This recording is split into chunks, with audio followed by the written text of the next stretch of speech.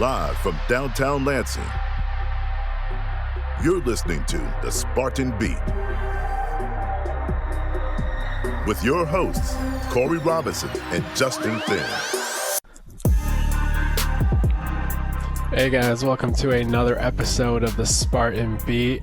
I'm Justin Thin. I'm here with my co-host Corey Robinson, and this week's episode is all about Michigan State's new quarterback commit, Katin Houser. Katin is a 24/7 Sports 4-star quarterback out of St. John Bosco in California. And to talk about Katin Houser is one of the leading experts out on the West Coast for 24/7 sports, someone who was ahead of the curve in knowing just how good Katin was alongside his colleague Greg Biggins out there. And that is 24/7 Sports West Coast regional expert Blair Angulo. Blair, how are you doing today? Thanks for joining us. Doing well, guys. How are you?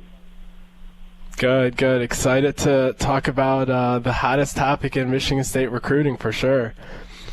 So we'll jump right into actually what we'll do is, like we let everybody else do when they join on the show, is first, why don't you tell us a little bit about yourself, how you got into recruiting, how you got into this gig, and just give everyone a background, because I know a lot of our listeners aren't familiar with guys outside of the region. So you wanna talk a little bit about how you got to being one of the foremost recruiting experts in the nation? Yeah, I'm not usually, used to speaking about myself, but yeah, I've been doing this for over a decade, close to 12 years, dating back to covering preps in the city of Los Angeles. You know, guys like D'Anthony Thomas, a legend here in the LA area, just covering high schools, and kind of got into the recruiting stuff, evaluating, scouting, and doing all the regional camps. And then kind of just, evolved into a regional role where, now every weekend during the fall, I'm either in the state of Arizona or in Colorado or Nevada or Utah or here at home in Southern California, watching the best high school game that weekend when it relates to prospects that I have to cover. So, yeah, it's a cool gig. It's a fun gig, and you obviously get to see a lot of players. Yeah, definitely. Arizona and Colorado. Did you want to talk, before we get into Houser, did you want to talk about Gavin Brocious, Braden Miller, and then Michael Masunas kind of out there, and if you've seen any of those guys live, or just kind of your overall thoughts on them as prospects? Yeah, absolutely. They jumped on board before Houser did, and there is a bit of a West Coast movement right now for Michigan State, especially given some of the ties that Mel Tucker was able to build while he was the head coach at Colorado. I know he brought over a lot of staff members that have a lot of connections up and down the West Coast, so I think that is paying some dividends. Let's begin with Gavin Brocious, a big interior offensive lineman, physical, mean. I think still has a lot of his best football ahead of him in terms of refining his technique. I think that's one area of improvement that we would hope to see from him as a senior this fall. Just being a bit more consistent with his pad level, but there's no denying that he's one of the more physical and one of the meaner offensive line prospects out west, and you'd like to see that. Obviously, I think he's able to dominate right now with his size, but once he's able to really hone in on his own skill set, I think could take his game to another level. Really like Braden Miller. He's got a brother actually at Stanford, so he's been a known commodity for a few years. Not as physically there yet as a Gavin Brocious. I think Brocious probably it looks college ready if you look at him in pads right now. I think Miller needs some seasoning. I think he'll need a year or two to really get into a weight program and grow and kind of add some of that muscle mass. But really like his length, and I think he's versatile. He could either be a tackle or play some interior stuff if you need him to. And really like his tenacity as well. I've been sent some personal workout video of him just throwing kids to the ground. So I think when you're trying to build up front, especially in the Big Ten, you don't really see a lot of those players out west. You see a lot more finesse along the offensive line, but those are two guys that obviously fit that style of play. And then Masunas, I've liked a lot for a long time. My biggest question mark with him would be, where is he going to end up physically? You know, he's already about 6'4", 6'5", close to 250, if not already there. And kids like that aren't going to stay that size. You know, they're going to continue to grow and continue to get bigger. I really like his athleticism at tight end, but even if tight end doesn't work out for him, I think he's got a bright future if he embraces what could be a possible move to offensive tackle. And I know the tight ends, I know the pass catchers don't like to hear that, and I'm always kind of backing away whenever I mention it, you know, because Masunas is a big kid. But I do think that he's got immense potential if he were ever to end up along the offensive line. I think he's just that skillful, has the footwork, has the frame to be able to take on that size. So even if he doesn't work out at tight end, and obviously at the, you know, in the Big Ten, you have some of those inline prospects, the guys that can block, the guys that can be very versatile. But I just think the world of him as a potential offensive lineman as well. So I don't want to really completely throw that out there, but that's one thing to look at for Michael Masunas down the line if tight end doesn't work out for him. Yeah, definitely, I agree, because I believe, doesn't he have something like a 6'11" wingspan that's just kind of crazy too? So that would lend well to making that move if that was to happen. Yeah, definitely. Yeah, and you know, with him, I think it would be all about embracing it. And like I mentioned earlier, you know, you never really want to hear that if you're used to catching the football, if you're used to striking up the band. But I think if you ever can look at kind of what the offensive line prospects that get drafted in the first round look like in high school, they're usually hovering around that 245 to 250 range in weight-wise, right? You're never really going to see the 300-pound offensive lineman in high school that gets drafted in the first round. But you know, I think he still has a lot of room to grow physically, and then he could be one of those candidates that we look at down the road where he could be, you know, a perennial offensive lineman. Yeah, definitely. That's great insight on all three of those guys. Lots of good evaluation, both positive and negative. Great stuff, Blair. So now we're going to go ahead and hit on the guy that everyone's waiting for. So like I mentioned earlier, you guys were out in front of rating Houser a 4-star. You guys were out in front of just talking about him positively. I remember listening to a podcast that you and Greg did over a month ago, and you guys were talking about how well he did at the Steve Clarkson quarterback retreat, how well he was doing at the regional stop of the Elite 11. So can you just talk about what you saw before the Elite 11 finals that kind of told you guys that Houser was legit, and what helped you in your evaluation of kind of being out in front here? You know, I really have to give credit to 24/7 Sports for allowing us to travel as much as we do during the camp circuit. And I know my wife probably doesn't like to hear this, but every weekend we're on the road, and we're not even tracking recruiting news, but we're exposed to some of these players really early on. And the first time I met Katin Houser was in the fall of 2018, and he was on the sideline of a big matchup nationally. It was Liberty out in Henderson. That's where he was at the time as a freshman, and they were playing IMG Academy, which had a number of high-profile 5-star prospects. So I got to see him then. I got to meet him then, and I was like, okay, you know, stash him away in the back of my mind, and guys that I want to see in the spring.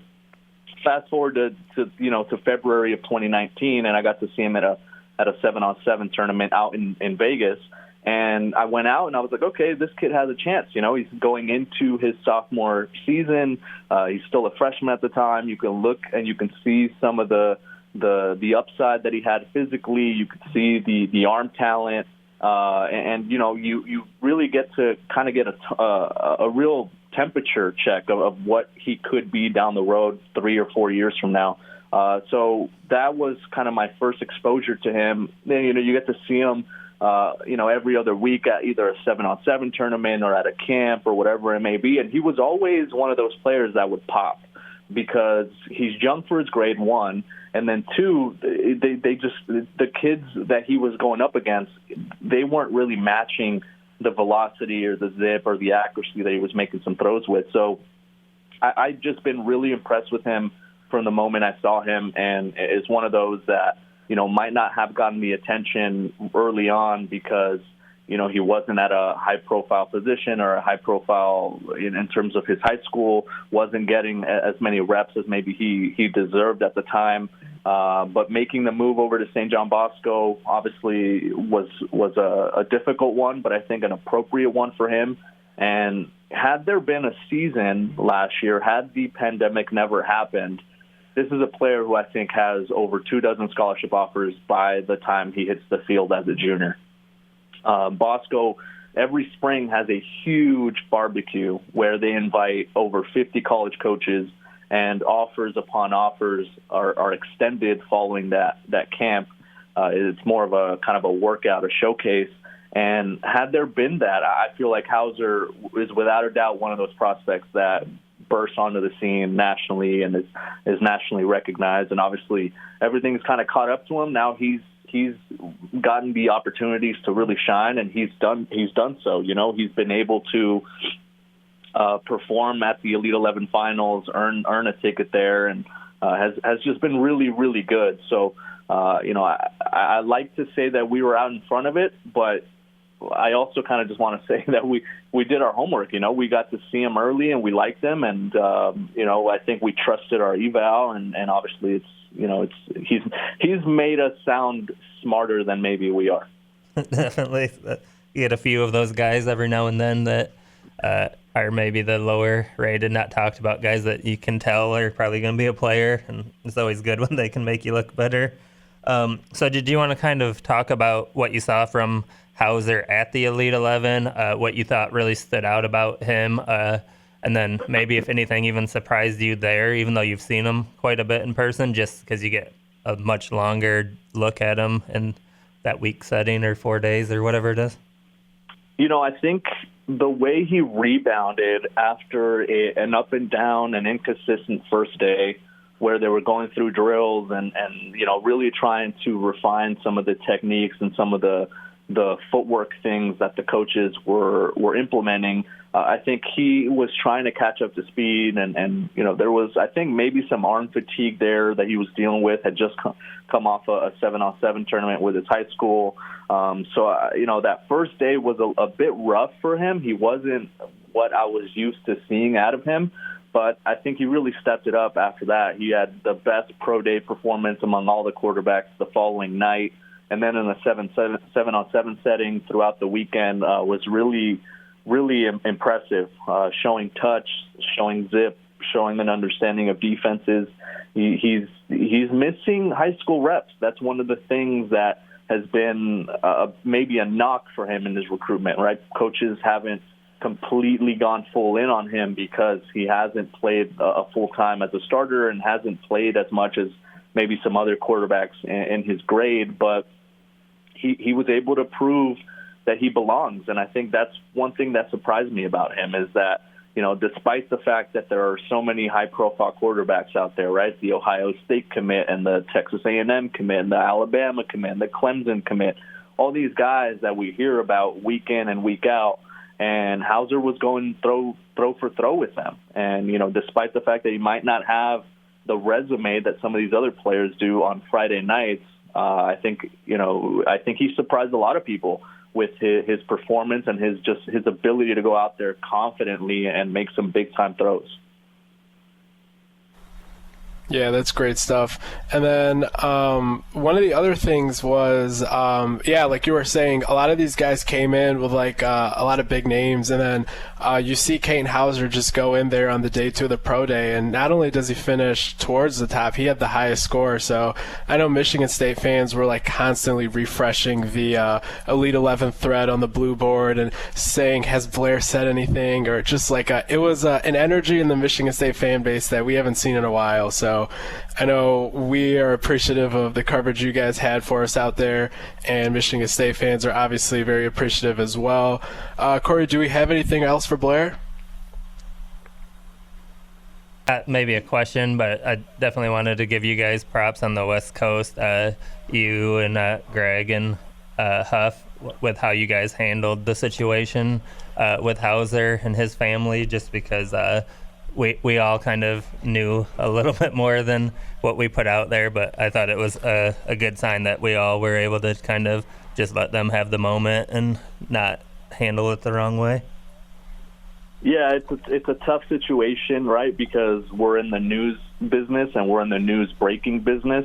But at the same time, you have to respect the situation. Had he not been committed at the time of taking that official visit to Michigan State, having to back off of Boise, you want to be obviously, in a way kind of cognizant or you want to have some sort of ability to look at that situation and say, all right, we can kind of back off and let this unravel the way it's going to without really tarnishing, the way he's going about this, right? He's doing it in a very professional way, informing Boise State that he's taking this official visit. No need to go out there and say, oh, he's flipping or it's 100% done or whatever it may be, right? So I do feel like it's one of those situations that it's different, and with the modern day, the way recruiting is working, right, with the crystal ball and the tweets and social media and Instagram and everything that Houser was putting out there on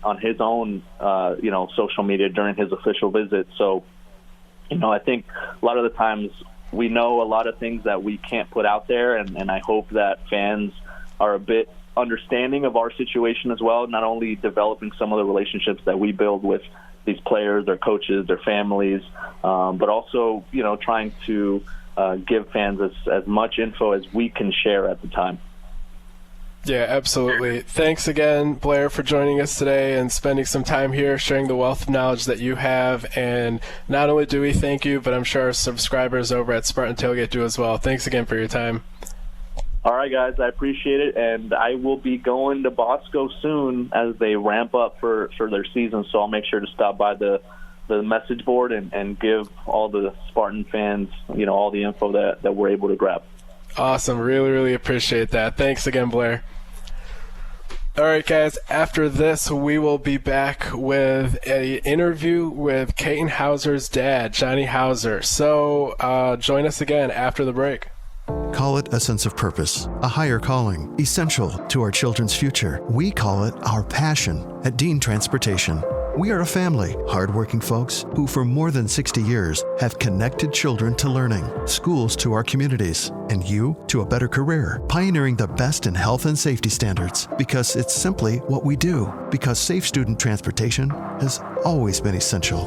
Dean is now hiring community-focused individuals for immediate school bus driver, attendant, and mechanic positions for local schools throughout mid-Michigan. To learn more, visit jobs@dean.com/Lansing. Experienced applicants will receive up to a $750 sign-on bonus. For individuals with no prior experience, Dean will pay you to train. Positions may also allow you to start and stop work from local parking locations or your home throughout mid-Michigan. If you're looking to make the community a better place, we'll put you in the driver's seat. Join the Dean Transportation family today at jobs@dean.com/Lansing. This is Dr. John Wyckoff. Are you sick and tired of being tired and sick? Maybe you need to take the right supplements. Save 20% on all of our quality supplements during the Summer Supplement Extravaganza sale. Save on all of our supplements to help improve energy, reduce brain fog, improve sleep, normalize GI functions, and stabilize mood. Save 20% on all of our great supplements both in the East Lansing office or online at wycoffwellness.com. Improve your health and get on the path to wellness today with Wyckoff Wellness. Thinking of a new air conditioning unit for your home? Hi, Peggy Doty with Doty Mechanical. A new Carrier high-efficiency AC unit will lower your energy usage and increase your home comfort. Current Carrier Cool Cash offers and available utility rebates mean your savings have never been better. Call Doty Mechanical today at 327-7777 or visit us at dotymechanical.com for your free estimate. For heating and cooling, the names to know, Doty Mechanical and Carrier, turn to the experts.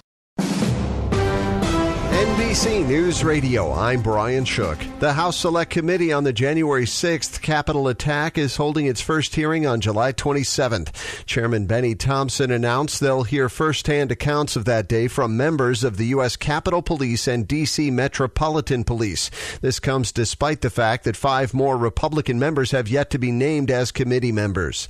Texas Senate Democrats believe history is repeating itself with the passage of an elections bill they're calling voter suppression.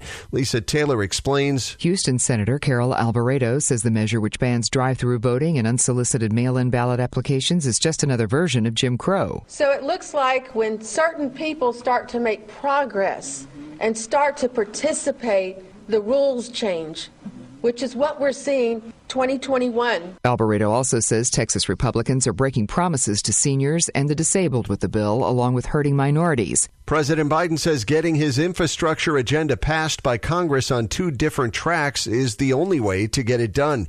This comes after Senate Democrats introduced a $3.5 trillion spending package to pass alongside the bipartisan infrastructure agreement. The president said it's time to stop talking about infrastructure and get it done. We're in good shape.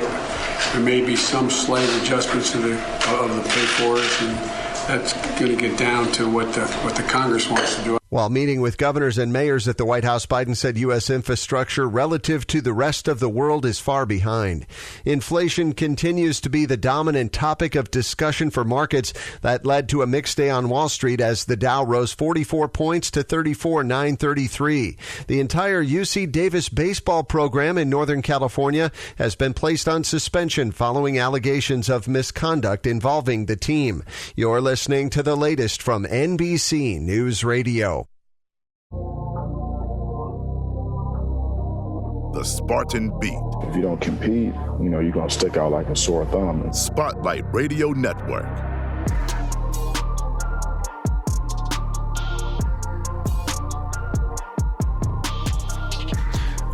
All right, guys, we're back here for the second half of the Spartan Beat episode today.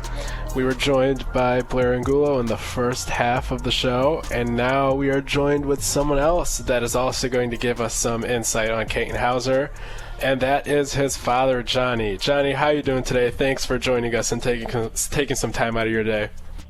Absolutely. How are you guys today? Thank you for having me. Appreciate it.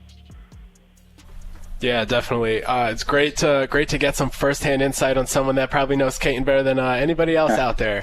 So we'll jump right into the visit itself, because I know that made a lot of headlines with, I guess, how Michigan State as a whole has been doing with visits, and especially that one. So I know fans are always excited to hear about what goes on at these official visits, what it's like to be a recruit, how that itinerary kind of shapes up. So can you just walk us through the visit, like from the time you got there until the time you left? Well, it's just a surreal feeling. You get off the airplane and they're calling us ahead of time, asking us what we want in our room as far as snacks. Katin's never been on an official visit before. We've been to a lot of colleges, but it's been on our own dime, paying and flying and staying in hotels, and we get off and it's, Coach Waiter there to pick us up and have food for us, and they get to the stadium, and it's just crazy the second we walked in. And the funny thing is I said I've seen in a few articles where it's posted where we moved our thing up, but the truth of the matter is, the end of the month, my daughter was having a volleyball tournament. We wanted to miss it, so we kind of had a week. So we asked Michigan State if we could move it up so we could be home the last weekend of June. It just worked out that it was Katin and the other receiver that committed with you guys as well, and with Michigan State. And it just, the fact there's only 2 of them there, we just got that much more of attention, and just the red carpet was pulled out like we've never seen before. And it was just an eye-opening and a great experience for Katin. He just really felt, like he earned that right to have that experience, and that's why we really wanted to go up there to begin with. Yeah, definitely. So I know they feed you guys well. What was your favorite thing to eat on the visit, you think? Oh, my God. They took us, I can't remember, there was a barbecue place the first night. It was, I want to say it's between, we're trying to get familiar with the area, but it's between East Lansing and Lansing. It was awesome. Meat barbecue, probably? I believe so. I believe it had a little outdoor patio area. It was really, really cool to see that. But I can't. We ate so much; it was almost comical. We were even my daughters were just laughing. It's like we can't eat anymore. Every 2 minutes they're giving us food in our room or taking us to eat somewhere. The best part about it is when we went to the doing the campus tour and we're doing with the strength conditioning and we're doing the nutrition, and I can't remember the young lady's name, but she is so awesome. Katin loved her from the get-go and just bringing us snacks and stuff that they're going to be treating the players all the time. And just the fact that Katin knows he's not going to have to cook anything. He's always got food to eat and ready to go, and it's going to be good stuff. And it was pretty neat experience for sure. He really, really loved that part of it. Yeah, I know Amber Reinstein. She's kind of the MVP of the staff on these visits, and just even in the weight room, because she sounds like she really is like a mom to all these guys, like making sure they are eating right and showing her what they're eating. But I guess did you want to kind of talk about two guys that he'd be working with directly, Jay Johnson and then Jake Reeling, his assistant, kind of what your thoughts are on them and what their vision for Katin is? Right. Jake was awesome. He was the one that picked us up in the airport. We had, just filling us in everything he could. He kind of knew the area as well, but he's done a really good job of, exposing us to what it's like to be in Michigan. And then Jay Johnson, we've had a relationship with him through, the Colorado. I think it's kind of known that, he was the guy at Colorado going after Katin early as well. And, that we've always said that with Katin, we wanted the relationship to be nothing against a head coach of any program, but more relationship to be with the OC more than anybody, because that's who he's going to be, spending most of his time with. And so once we knew Katin was comfortable with Jay, and this is going back to, the Zoom calls that we were doing in the spring, and, Katin just really, really connected with Jay. And the only person that was even close at that point was probably Coach Plow from Boise State. And that's, those are the two guys that Katin really, really, really enjoyed and spent time with and loves his offense and feels comfortable with. He got to meet, Jay and his wife, and it was just a good person. And you could just tell he was just a good guy, and we could trust, leaving Katin. Obviously we're pretty far away, so at the end of the day, you want to make sure when someone's there, not just for the football aspect, from just them, having issues of life and things like that you can go and talk to somebody. It's not 3,000 miles away on a phone call. Yeah. So that was definitely, those two were very important in Katin's decision as well. Definitely. So on Mel Tucker, what's your impression being able to spend the weekend with him and just the type of guy he is and his vision for the program that he was kind of telling you, but more so even just the person he is? We love Mel Tucker. Mel reminds us of a good friend of ours that's kind of been in this whole process with us. Coach Sean White, and they're almost like it's weird. They're almost like split image of each other. And Coach White's been a big influence in Katin, through going through his high school career, and so it's almost like Mel's the same type of person, just a family guy. We got to meet the family, hang out at his house, and I know he brings us recruits there, and it's important. It's important for us to see him, in his comfort zone at home, not talking about football, because at the end of the day, football is important, but what do you do in those down times? What do you do in those tough moments when you don't have, football's not working out and things aren't going well and you're on a losing streak? And, who do you have to go to? Can you go to someone's house? It is always on a campus. Can you go talk to the coach? Can you talk to his family and kids? And we really got that feeling we were there. And like I said, it was just Katin and the receiver. So we really got to spend a lot of time with just the coaches. It wasn't just, we've heard some of these recruit trips, there's 10, 11, players, all different positions. So it's kind of hard, where we really got to spend some quality time with a lot of the coaches. We love Tucker. My wife and I, Erica, we got to, get some one-on-one time with him in his office and just kind of broke the program down and, what his vision is. And as far as bringing Katin in, and like I said, there's no guarantees. Katin knows that. You got to come in there, and prove himself. He knows that high school, it is what it is. But when you go there, everybody's somebody from somewhere. And, he wants to build a program around Katin, and we appreciate that. And that's what we're looking for. And, he's got to go in there and prove it, though. He's still got to show up day one and ready to go and be hungry and stay humble. That's the most important part for us. Yeah, that's great stuff. So in addition to the love that Katin was feeling from Michigan State coaches and the staff and all that, I've noticed that the Michigan State fan base on Twitter has really, really been supporting him. I don't know how much of that you get to notice or not, but so I don't know, have you noticed that? And what are your thoughts on kind of just the whole fan base as a whole rallying around him since his commitment, his Elite 11 support, and just if you've noticed that, just your thoughts on that?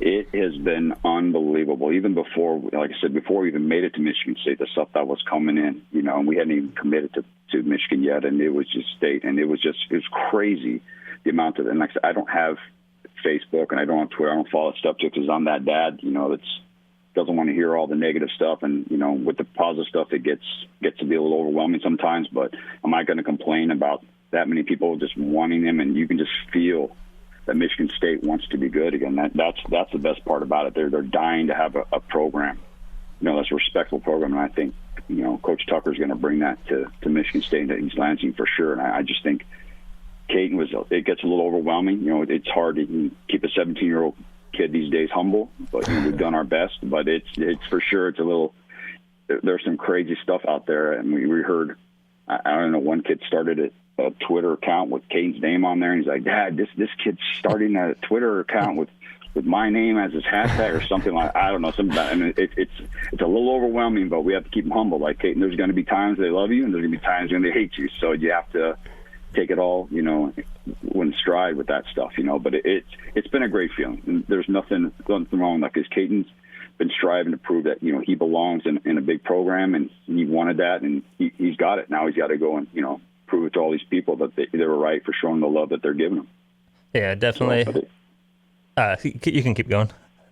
No, that's it. It's been crazy. Like it's really been interesting just seeing some of the comments and some of the negative stuff from Michigan fans.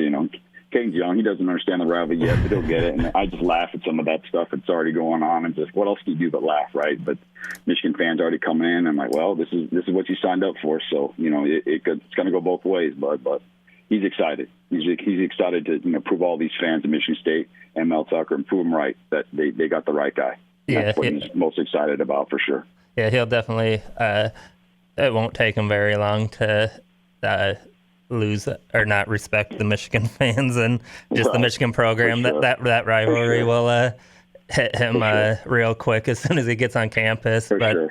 What does it say? But yeah, I know Michigan State fans, they've just been starving to have kind of that signature quarterback, and Katin, not to put more pressure on him, I've went on the record saying that I think on paper he's the best quarterback Michigan State's brought in out of high school since Drew Stanton, which obviously there's been a few guys that have outlived their hype or outdid their hype on the field at Michigan State. Brian Hoyer, right. Kirk Cousins, Cook, and he's got to do that. But as far as pure arm talent and just understanding the game, I'm not sure that Michigan State's brought in a guy that advanced in a very long time. Yeah, well, with Katin, it's never been like we from a young age, and we've always did things a little different. We didn't, we always put them with older kids. We always put them around coaches that friends that I knew in Vegas and people that understood the game, breaking down film at a young age, even playing defense both sides, and just understanding that Katin, everyone, by the time you get to that high school level, everyone can throw 50 yards, everyone can throw an out route, everyone can throw a curl, everyone can throw a nice deep ball, everyone can do that. What's going to separate you? Because you're not 6'6", 260. You don't run a 4.4. You don't. What's going to separate you, Katin, is your head in the game and your X's and O's, understanding how the game works, and that's what's going to separate you. Because, like I said, you've seen all these. I've been to Elite 11. I've been to all these camps. All the quarterbacks. It's hard to tell the difference. Unless you really got an eye for certain techniques, it's hard. They're all amazing. They're all amazing. So what's going to separate it? I don't know. We'll see, but we're definitely excited. We're definitely excited. It's all we talk about now. So ready to get this going. Yeah. So you guys enjoyed your official visit. Does that mean that you guys are going to be making a return trip in the fall during the season, or have you guys seen enough? What are your plans, I guess? No, we've seen enough, but we definitely want to be there for a game, and nothing's going to. Like we're in no contact with. If that's what we're in no contact with the schools. Like I said, we canceled Iowa. We canceled some of the other trips that they hadn't really offered, but they were excited for him to come out and throw. And we're just like, Katin's never been that kid. I just wanted him to, and his mom wanted him to experience the love you get on these trips. And these kids can get up to 5 trips, and it's a cool experience. But he doesn't need. He's just never been that type of kid. He just wanted to experience one time, and he loved it, and that's all he needed. And that was it. And he was in. As soon as I would say within, he's just that kid. It's just not what he's about.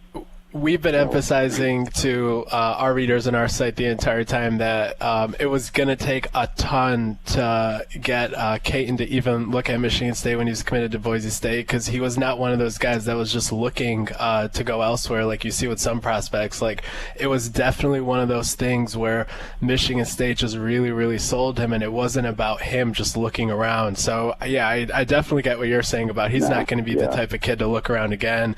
Nope. I was mostly just wondering if you guys were going to plan to come see a game or anything like that, just in general interest. To get back to that, we are definitely trying to. We have a bye week the 25th, I want to say it's September, and I believe you guys are playing Nebraska at home is what we've been told, and we're trying to see if we can work that out. With Bosco, we're always playing for, the tough CIF championships here, or, national, not only national championship, but getting in that conversation. And of course they won a national championship, but so it's kind of, if the schedule works out, we're definitely going to try to do, but the time change is a little different here. We're 3 hours behind, so to get out there, and if we have a Saturday practice after a game, to try to get there in time to go to the game and then get back here, it's just, but that would be the only challenge. But we're definitely trying to get back there in September for sure. Awesome. That's already been talked about for sure. I think that's the game, it's the Nebraska game, I'm pretty sure. Yeah. That sounds about right. So tell us a little bit about what Katin does when he's not getting better at football or doing something for school. What are his hobbies, I guess? Yeah, he loves, he's always kind of wanted to do surfing. So when we moved out here, first thing we did was get him a surfboard, and he loves going out the ocean. He loves being at the ocean. He's a California kid, crazy. He likes the water. When, I understand that, we're outdoor. We really are an outdoor family, even though we grew up in Vegas. In Vegas, it's kind of tough. You got to kind of find the stuff to do outside because it gets so hot. But we love going down the beach. He loves doing that. He loves being at the ocean. Loves skateboarding.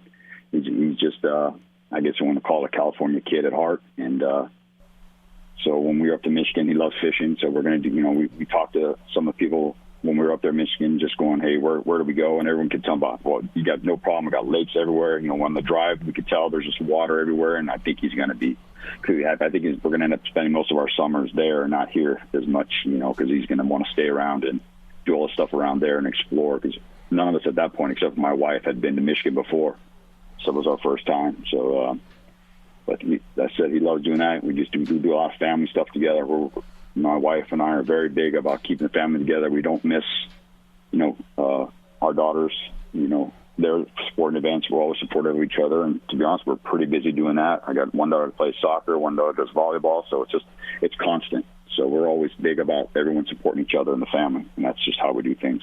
Yeah, that actually leads into the question I had. I was going to ask you if that was the first time you had been in Michigan. But what on that weekend did you really like that you saw in Michigan, and just kind of makes it unique compared to California, where obviously different sides of the country? But so what was your first thoughts of Michigan? And what we always said is we wanted to, Katin, and he always wanted to be in a smaller community, smaller town that had, accessible to a lot of stuff, but when he wanted to get away and just be on his own, or that small town feeling. We definitely got that East Lansing. That was one of the reasons why we even agreed to the trip. If it was a big city, we probably wouldn't have done it, just because I just know that's not what Katin wants to be around. He wants to be around a small group of people. He's kind of always been that way. He's had a handful of people that he really trusts and kind of keeps close to himself. And even though he has a lot of people that he talks to and stuff like that, he keeps a certain friends, and so East Lansing definitely provided that for us.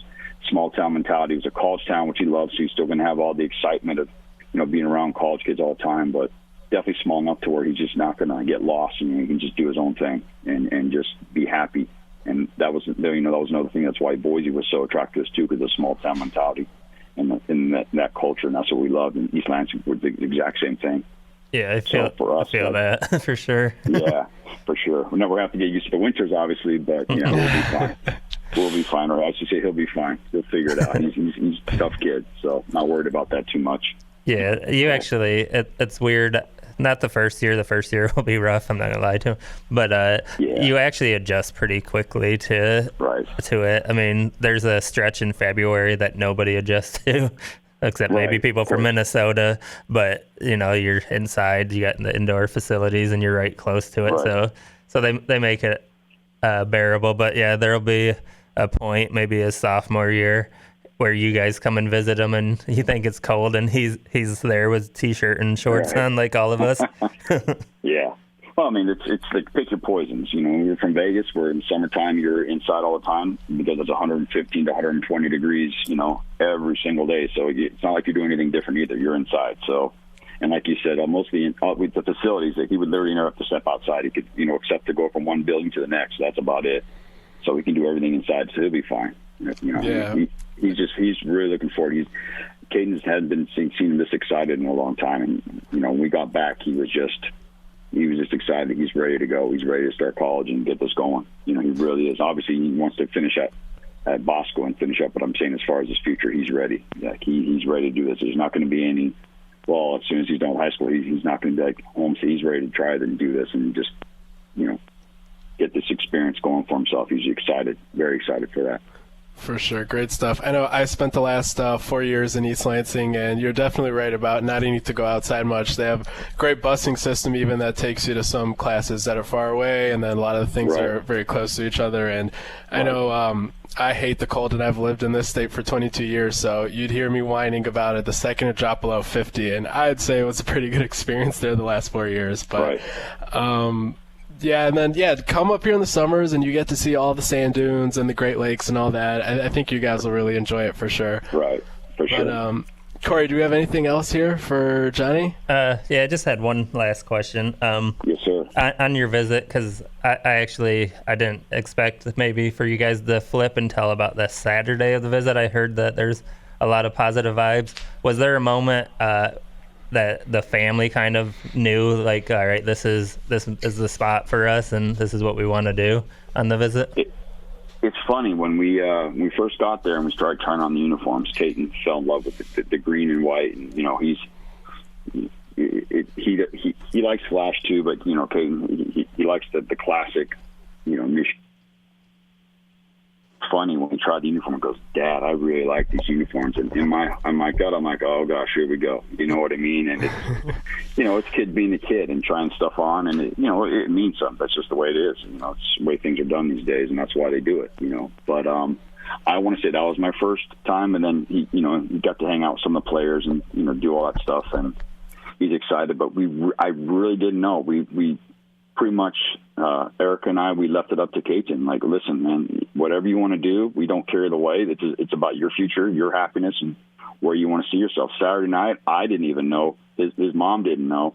Flying back Sunday, we didn't know. He had no idea. He'd still, we didn't want to keep hounding him. He's a kid, and, last thing was, where are you going to go? What do you want to do? And we were very cautious about not being those parents. Like, you make the decision. When you're ready, you make the call. And if Michigan State, with at the time Nico was, heavily, being talked about as maybe going there, and we didn't know. And I said, Katin, if it was meant to be, it's here. If it's not, then we're good. It doesn't matter. It's just one of those things. And I think he decided on Tuesday, and everyone was like, oh no, he's Michigan State. I'm like, I don't know where they were getting information from, because I know my own son, and he had no idea. Yeah. And it came down to, I think it was Monday or Tuesday, he finally said, this is where I want to be. I'm happy, and I want to go to Michigan State. I'm like, okay, well, we got to get the process going. That's, respectfully, that's, we waited because we want to do it the right way with Boise State, because they're nothing but class people there, and the community was all behind Katin, and it was a tough, hard decision to make those phone calls, but he had to do it, and we knew right then he was ready to do it. So he's made those calls. There was no hesitation after that. We were just ready to go, and we let the coaches know that give us some time, but we're locked in. We're not going any more schools. Katin was not big on the Zoom calls. He didn't like doing all that stuff. It was tough for these kids doing that kind of. He's just not that kid. So I can promise you we're not going anywhere else. This is it. We're done. He's done. He's happy. All he's focusing now is Bosco football. That's all he cares about right now at this moment. So definitely he'll have to go get that national championship. Yes, sir. That's what it's all about now. So he's locked in for cause, not worried about anything right now. All he cares about is Bosco football. So. All right, Johnny, thank you so much for your time. Thank you. Absolutely. I appreciate it. I know Corey and I really had a lot of fun doing this interview. It's not every day that you get to talk to the parents of these kids, because not only do they know them so well, but they have such a level-headed and kind of holistic view of recruiting as a whole. So we really, really enjoyed this, and thank you so much for your time. Yes, sir. Thank you, gentlemen. I appreciate your time. Thank you for having me on. Appreciate it. Have a good one. Absolutely. And we will be back after another break here for Corey and I to talk some more MSU recruiting. Call it a sense of purpose, a higher calling, essential to our children's future. We call it our passion at Dean Transportation. We are a family, hardworking folks who for more than 60 years have connected children to learning, schools to our communities, and you to a better career, pioneering the best in health and safety standards, because it's simply what we do, because safe student transportation has always been essential.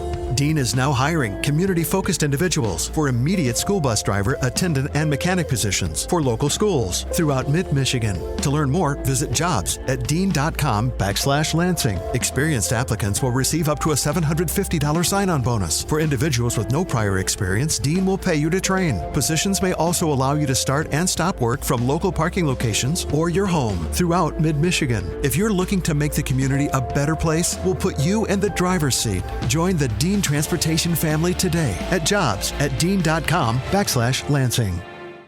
This is Dr. John Wyckoff. Are you sick and tired of being tired and sick? Maybe an intravenous infusion would improve your energy or treat your underlying health issue. Find unique infusions at our East Lansing office, including IV vitamin C, ozone, ultraviolet blood irradiation, chelation, and IV nutrient infusions. Treatments to improve your stamina and treat most chronic health issues. Save 20% on all of our infusion packages during our summer IV infusion sale on now. Find out more at wycoffwellness.com.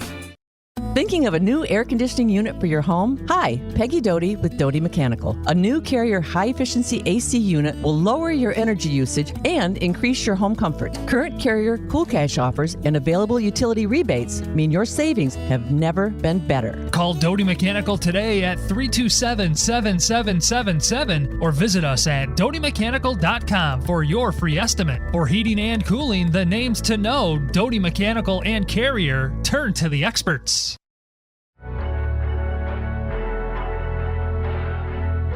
The Spartan Beat. Jalen Watts Jackson. Spotlight Radio Network. All right, guys, we're back here for the third segment of today's show. We heard from Blair Angulo and Jonny Houser earlier in the show, giving us lots of great insight on MSU's new four-star commit, Katin Houser. So now we're going to talk about some other guys, two guys that have committed since the last episode 2 weeks ago. And one of those guys is IMG Academy cornerback Ade Wiley. I believe that is actually how his first name is pronounced, and not Ade, like we had been saying for weeks. So Ade Wiley is a guy that committed back on July 5th. He was a guy that we weren't necessarily positive whether or not he was going to end up choosing Michigan State, as there were a lot of moving parts in the defensive back room. So hence no crystal balls coming in advance there, but we always knew that Michigan State was a school that he liked a ton, and he's a guy that has great size, 6'2", 185. He's now up into the top 80-ish for the position rankings. And with every school taking 2 or 3 cornerbacks in the class, around the 80s is a pretty good get still. So that's a good cornerback prospect that Michigan State got out of a great high school. Corey, you want to talk about Wiley a little bit? Yeah, 6'2", 185. Like you said, he's a guy that can play all 5 of the positions in the secondary, which makes him even more versatile, just because the way the game is played now. You don't get those traditional box or those traditional safeties that are more thumpers, but they can't really move around. You almost want corners that can that are physical enough to play safety or vice versa. So he fits the bill there. So it'll be interesting to see, does he end up at a corner position or does he go to a safety spot? And then him being at IMG Academy for, I think it'll be his third year there. I think he's been there for a while, a little longer than most of the guys that are there. So he's going to come in physically ready and just understand from a technique standpoint. He's going to be ahead of the curve there, being coached by Chris Dishman, the former NFL defensive back with the Houston Oilers, I believe. So for me, like, that's one that you definitely take because you can put him anywhere in the field, long arms. And it gets you in that door of IMG Academy, which Michigan State has really been knocking on the door on since Mel Tucker's arrived.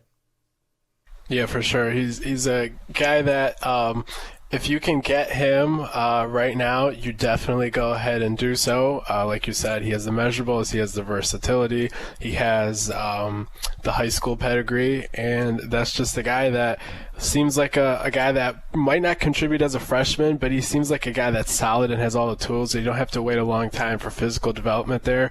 So that's a solid prospect there.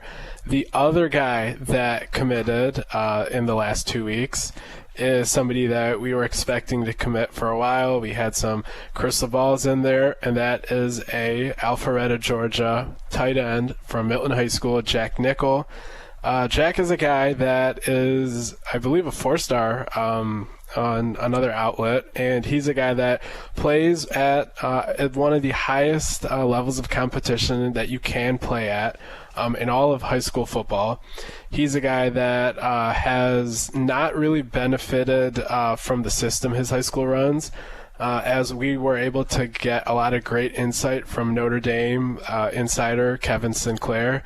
When Jack was committed to Notre Dame, Kevin said he had watched almost all of Jack's high school games he could find. He would stream them, he would replay them, and he took notes on all of them. So he was nice enough to stop by our site's VIP board and gave some great insight there.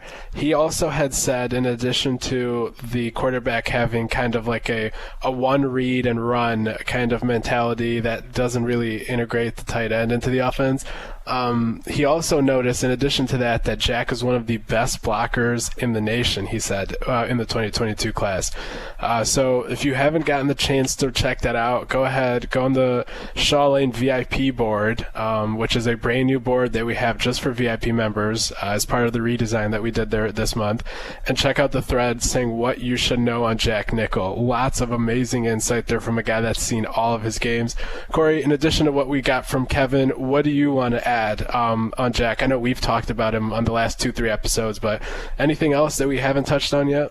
I think keep it short because we're getting close to the end, but I think he's one of the best gets that Mel Tucker's got, and that's counting 21, 22 transfer portal. Like, I think Jack Nickel has a chance to be a star at the tight end position, and that's a position that hasn't had a star in far too long since Josiah Price. So, yeah, that's a huge get to me. And then his dad played tight end at Stanford and has made sure his entire upbringing was with the fixation of how to play the position of tight end fundamentally. And he had been training him with a former Ohio State tight end that now lives in Georgia. I do not recall the name. Kevin made that note.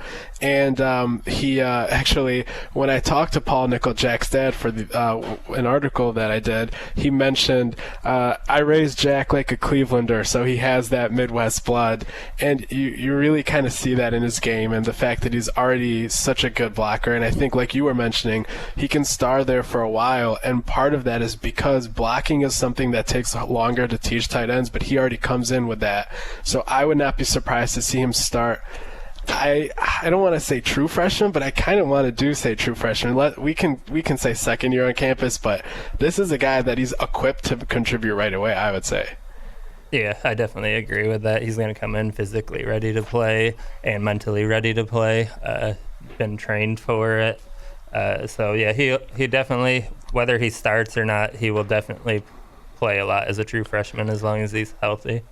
For sure. And like I was mentioning earlier, we did kind of redesign our site over there at the Spartan Tailgate, and we have an entirely new Shaw Lane VIP board, so it's basically an entire VIP community just for those that are subscribers, kind of like all the other 24/7 sites have. So definitely check that out. If you are not a fan of the site because there was a single thread, that reason to not subscribe is no longer there, so go ahead, check us out and subscribe. Thanks, guys. We'll be back next week.